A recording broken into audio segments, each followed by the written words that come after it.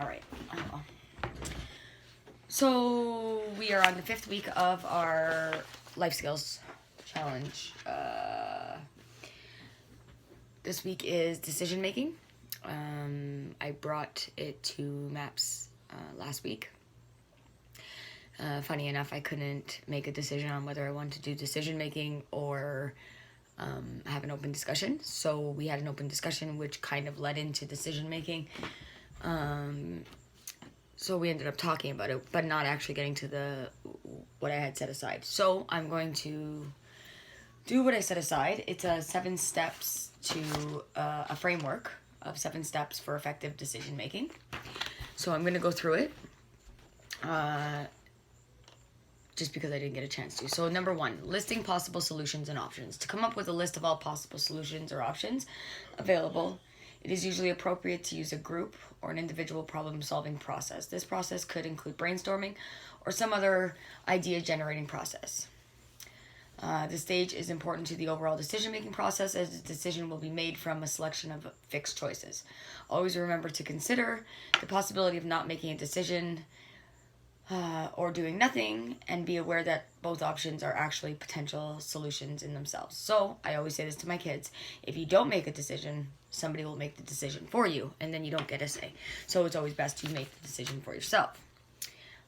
Setting a time scale and decide. Number 2, setting a time scale and deciding who is responsible for the decision. In deciding how much time to make available for a decision-making process, it helps to consider the following: how much time is available to spend on each of the decisions? Is there a deadline for making a decision, and what are the consequences if you miss the decision or miss the deadline? Is there an advantage in making a quick decision? How important is it to make a decision? How important is it that it's the right decision? Will spending more time improve the quality of the decision? So if you rush, is it going to affect the decision? Remember that sometimes a quick decision is more important than the right decision, and that at other times the reverse is true. Obviously, that goes to say responsibility for the decision. Before making a decision, you need to be clear who is going to take responsibility for it. Remember that it is not always those making the decision who have to assume responsibility for it. Is it an individual, a group, or an organization? This is a key question because the degree to which responsibility for a decision is shared can greatly influence how much risk people are willing to take. If the decision making is for work, then it is helpful to consider the structure of the organization. Is the individual responsible for their decisions, or does the organization hold ultimate responsibility? Who has to carry out the course of the action decided? Who will it affect if something goes wrong? Are you willing to take responsibility for the mistake? Finally, you need to know who can actually make the decision. When helping a friend, colleague, or client to reach a decision, in most circumstances, the final decision and responsibility will be taken by them. Whenever possible, and if not obvious, it is better to agree formally who is responsible for a decision. So discuss it before the decision is made. The idea of responsibility also highlights the need to keep a record of how many decisions were made. What information it was based on, and who was involved. Enough information needs to be kept to justify that the decision in the future, so that if something does go wrong, it is possible to show your decision was reasonable in circumstances and given the knowledge you held at the time.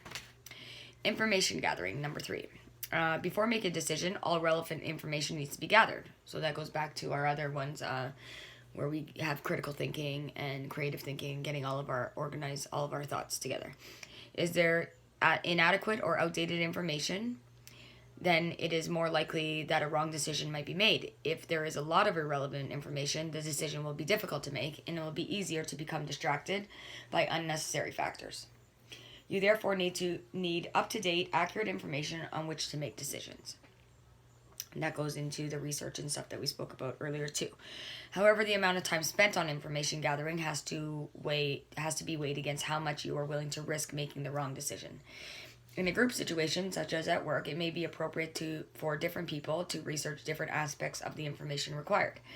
For example, different people might be allocated to concentrate their research on cost, facilities, availability, whatever, and so on. So maybe if there's more people working on one project, have it specific to each person so that you're not wasting time. You may find that pages in our Sections useful during the information gathering stage of decision making. Number 4, weighing up the risks involved. One key question is how much risk should be taken in making decisions. Generally, the amount of risk an individual is willing to take depends on the seriousness of the consequences of taking the wrong decision, the benefits of making the right decision, and not only how bad the worst outcome might be, but also how likely that outcome is to happen. Again, critical thinking, making sure that you look at all aspects of it and account for all of it. It is also useful to consider what the risk of the worst possible outcome occurring might be and to decide if the risk is acceptable. The choice can be between going all out for success or taking a safe decision. So again, this was like weighing your options. Sometimes the situations you have and the decisions you have to make are not, say, ideal. So the best decision for whatever it is you're in. Number 5, deciding on values. Everybody has their own unique set of values, what they believe to be important. The decisions that you make will ultimately be based on your values. That means that the decision is right for you, is right for you may not be right for someone else. If the responsibility for decision is shared, it is therefore possible that one person might not have the same values as others. In such cases, it is important to obtain a consensus as to which values are to be given the most weight. If it is important that the values on which a decision are made are understood, because they will have a strong influence on the final choice. So, 6, weighing up the pros and cons. It is possible to compare different solutions and options by considering the possible advantages and disadvantages of each. So some organizations have a formal process that is required at this stage, including a financial assessment. So even this applies in life, your bank statements, all of your stuff that you can't make decisions if you don't, on money based, if you don't know how much money you got. So,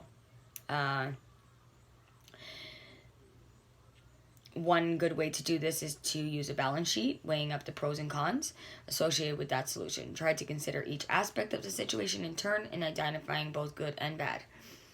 Never leave out the bad. Always account for the bad just in case. For example, start with costs, then move on to staffing aspects and in steps, the way that we've explained it over the last couple of weeks. Having listed the pros and cons, it may be possible to immediately decide which option is best. However, it may also be useful to rate each of the pros and cons on a simple 1 to 10 scale, with 10 most important to 1 being least important. In scoring each of the pros and cons, it helps to take into account how important each item is on the list in meeting the agreed values. This balance sheet approach allows you to be taken into account and presented in a clear, straightforward manner. And number 7, making the decision. Finally, it's time to actually make the decision. Your information gathering should have provided significant data on which to base your decision, and you know the advantages and disadvantages of each option. It's make up your mind time. Warning, you may get to this stage and have a clear winner but still feel uncomfortable. If this is the case, don't be afraid to revisit the process. You may not have listed all the pros and cons, or you may have placed an unsuitable weight on one of the factors. Your intuition or gut feeling is a strong indicator of whether the decision is right for you and fits your values. If possible, it is best to allow time to reflect on a decision once it is reached. It is preferable to sleep on it before announcing it to others, and once a decision is made public, it is very difficult to change. For information decisions, it is worth always keeping a record of the steps you followed in the decision-making process. That way, if you are ever criticized for making a bad decision, you can justify your thoughts based on the information and processes you used at the time. Furthermore, by keeping a record and engaging with the decision-making process, you will be strengthening your understanding of how it works, which can make future decisions easier to manage. Having made the decision, finally, and perhaps most importantly, once you have made the decision, don't waste your time thinking about what ifs. If something does go wrong and you need to revisit the decision, then do so. But otherwise, accept the decision and move on. Conclusion. This page has set out a one decision-making technique that you may like to use. No technique can substitute for good judgment and clear thinking. All decision-making involves individual judgment and systematic techniques, and merely there to assist those judgments. So really, in the end, it's up to you, and nobody can really tell you what your gut feels, and nobody can really tell you what's the best choice for you. So when we're talking about this in a business sense, obviously there's a group of people, but when you're deciding for yourself, I mean, a lot of us have children or spouses, or our decisions affect others. So it's good to think about the way that affects others. But ultimately, the decision is usually what's best for you, and in order to do that, you just need to think about it, make a choice, and remember that I'm going to throw this out there again. When people are making choices and decisions for their own life, even though it might not align with our values or what our decision would have been, we need to not have judgment. Whatever is the best decision for them, they might have, we again don't know what their choices were between. So leave the judgment somewhere else, and support people in their decisions, especially when it's things like getting clean or getting help for your mental health. Try new medicine. There's 1,000 things that we need to decide about and have no judgment on. So again, decision making. So thank you for joining me, and the next one will be problem solving. So it goes kind of with decision making, and so week 6, problem solving. So far we have left problem solving, effective communication, interpersonal relationships, coping with stress, and coping with emotion. So we're halfway there. This makes the halfway mark of our 10 weeks. So thank you again for joining us. Don't forget, you can follow us on Facebook, Twitter, Instagram, and you can always take a visit over at our website at www.niagaraunited.org, and you can hit the button down below and subscribe so that you don't miss any videos as I add them. Thanks again, and I hope that you come back and watch more. Thank you.